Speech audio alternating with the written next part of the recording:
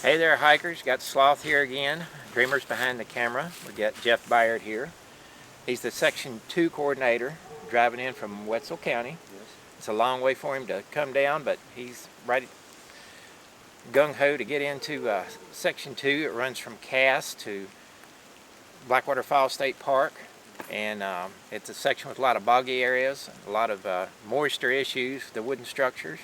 So there's a lot of maintenance, not just involving trail maintenance, but trying to keep up with the shelters. And he said they're also trying to establish a few new campsites and shelters. Tell us a little more about that, Jeff. Yeah, so this year, well, going back to the weather and the moisture hurting the shelter so much, last year we redone Waddell Shelter.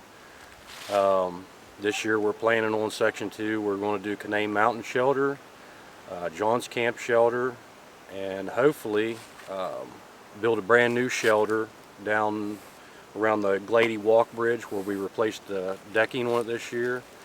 If we get approval for that, we'll try getting that done. All right, that sounds good. It's a lot of projects there that will need some manpower and some funds, and you can always go to the trail site, to the website, to donate. Yeah. If you want to do that, or if you want to just donate some time, you can get in touch with them through that. And they're always welcoming people in, and whatever skills you have, they'll be glad to have you. Now, we're outside of Durban now, and one of the things he was talking about is just south of here.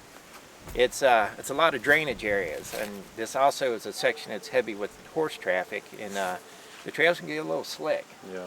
So what are the plans for working through here? Well, this year we're going to try to submit for 2 grants, and then also with us matching some of the funds, we're wanting to either us, if we don't get the grants or whatever, or we're going to try to hire a professional trail crew to start working in this area, maybe add some switchbacks to it, do some drainage work to try to get the moisture off the trail.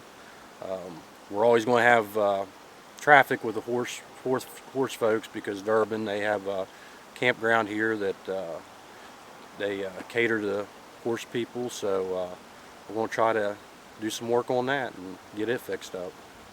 That sounds good. It'd be a good improvement through this section, and like you said, there is a lot of traffic because of the just the scenic area. There's a lot of people that come through here for tourists, and you got the campground, you got the we saw some evidence of some scout crews and things like that at various times through the summer that we were here, so it's a pretty popular area. All right, Jeff, also with the section that's north of here, that's a section that's also a rails to trails. Right. And it kind of splits off there. You got a high water section and a low water section. We took the high water section we came through because we had some heavy rains the days before we came there, and we got rained on a little bit when we were hiking that. Yeah. But try to explain the difference between the high water and low water section. So after if you're coming southbound, you'll come down off Shavers Mountain, and you'll come to the intersection for the low and the high water route, which is at Simmons Road, and you'll have 2 choices. Either you'll make the right, you'll come out Simmons Road and then cross Phil Run and come out to 250, and then you bring 250 right on down to Durban. Or you make the other choice for the low water in the summertime when the water's low. You can make the left, you go on out about a half a mile out Simmons Road, and you'll drop down a valley coming off the mountain, and you'll come down to the West Fork of the Greenbrier. Right now there's a beaver dam that's blocking the river a little bit where you have to cross at, so it is a little high right there. A little deeper than normal? Yeah, deeper than normal now. Yeah. But eventually down the road, long term, we're planning on maybe talking about putting a swinging bridge across there at some point. So something to look forward to. Okay. That will definitely help out. So people might have to do a little reroute there if they happen to take that section. Yeah. Okay. You'll definitely get wet when you go across it right now. Well, I'm sure you'll see the beaver dam when you Yeah. get there. All right, well, tell us a little bit about your background. How did you get associated with the Allegheny Trail? Well, I've always been down down in the mountains in the Elkins area. It was close to home when I lived in Clarksburg. It was, you know, a little over an hour drive to get down here. So I always was doing a lot of brook trout fishing, going out trying to find these small streams, and I just started doing some off of the Allegheny Trail, and just got interested in, you know, maybe helping out, do whatever I can do, and so I just started searching on the internet and ended up finding the West Virginia Scenic Trails website and got in contact with, of course, it was Greg Edwards. He was actually the Section 1 and 2 coordinator, and I worked with him pretty much all that summer long, helping him out. And Section 2 is pretty bad shape. It was pretty rough, but he had a lot going on, so he had a lot to take care of. And at the end of towards the end of the summer, he mentioned about me maybe wanting to take over Section 2. And here you are. Give it a try. It's easy to get promoted in this this business. Yep. All right. What do you do in your civilian life? I work for a gas company. Okay. Yeah. Yeah. So, We well, I think it was the gas company that was up on the northern terminus. The Columbia. right there. Is that the same one or? no, I forget which. I think that might be Columbia, maybe. Okay. I think that's who that. All right. That. All right. Well, it's good to have somebody that's interested in the outdoors to do this, and it's easy to get seduced into doing this kind of stuff. You see how pretty the woods are, and if you're a fisherman, we noticed the sign on the other side is talking about the candy darter, which right. is native up there. It's one of those fishes that are only seen in this section, nowhere else in the world, and they're trying to protect that. So that's right along with that. We have had a few people that have asked about fishing opportunities. Now, when we started in Section 4, there weren't that many, and there's some private land down there, and we didn't see that much. But can you expand on the fishing opportunities up here in case people want to bring a fly rod with them? Or? Yeah, I mean, if you like to brook trout fish, these little streams coming down, dumping into Glady or something, I mean, you'll find brook trout in them. It's as far as the big streams, I don't do a lot fishing on it. At West Fork of the Greenbrier, they stock it really good, and So a lot of people fish it. Okay. There's a lot of people come all around to fish West Fork of the Greenbrier. All right. Now, where I live, brook trout are what we call native trout. Right. Is that right? When they stock, do they stock with a different? Are they rainbow or? They stock a brook trout that they have in the hatcheries, but the natives, they just I don't know if they're a little bit more productive as far as breeding or whatever, but yeah, that's what I go for a lot more of, is the little natives. Yeah, they're fun to catch. Oh yeah. Yeah. All right. Well, that's good to know. So, if somebody wants to bring their fly rod or whatever, and do they need a special license for the trout, or just a West Virginia license? I'm not sure if you was out of state. I think you have to have the trout stamp, but you just have to check. Yeah, it's best to check your regulations. Yeah. Because if you don't, the man will be on it.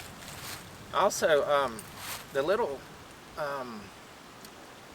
village of Glady. Right. It looked like at one point that may have been a logging area or mining area or something. Yeah. And now it looks like a lot of gas activity through there. We were kind of surprised. We thought there might be a bed and breakfast or something in that area. It seems like if you had that, it would be more appeal for people that are doing the rails to trail section on the bike or whatever. And it may benefit somebody that's doing the Allegheny Trail too. But do you know was there ever a grocery or anything there that you know of? There was a small post office in Glady, but they tore it down, I think maybe last year or something like that. I think there's still a payphone there, but now over in across the hill over in I can't think of the name now, but there's a little fishing village on the other side of the mountain. Now they have a little store over there. Okay. But it'd be a little bit of walk to get across to get over the head. But Yeah, that's one of the tough things about this section. Right. Is resupply. Resupply. Yeah, Yeah. resupply is pretty tough in here. If of course Durbin, you could maybe send you a package here, you know, but it'd be a pretty long haul Right. to get clear down here. Well, people that are familiar with the Appalachian Trail, you know, 90% of that you can hit a town every 3 or 4 days and Right. get a resupply like that. But that is one of the challenges through here. Yeah. The good thing is, as opposed to that Appalachian Trail, you really don't get into that big hiker hunger until you've been in for a couple of weeks, so Right. you could generally carry enough food Yeah. to sustain you between these small towns. But Durbin, you know, it's not that big a place, but like I said, you can send yourself a Right. package here. Or you got down here at Bartow, you Yeah, got there's two convenience stores down there. Right, So, with the big beer signs out front. yeah. But yeah, this was, if we tell you a little bit about this section, it was a big logging area at one point, Yeah. and that's common along the Greenbrier and where we started down in section 4. There was a lot of logging through here, and this was a place, of course, the little locomotive that you may have seen in the video, that was part of the system that did bring the logs out. Right. So that's part of the history here, and part of the reason you have the rails to trails path through there. And a lot of our trails is on the old abandoned rail beds. So. And even when you're out along there, you'll see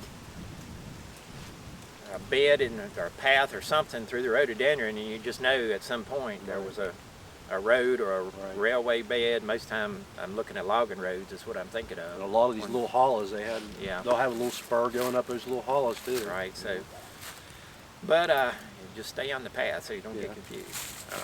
All right, Jeff.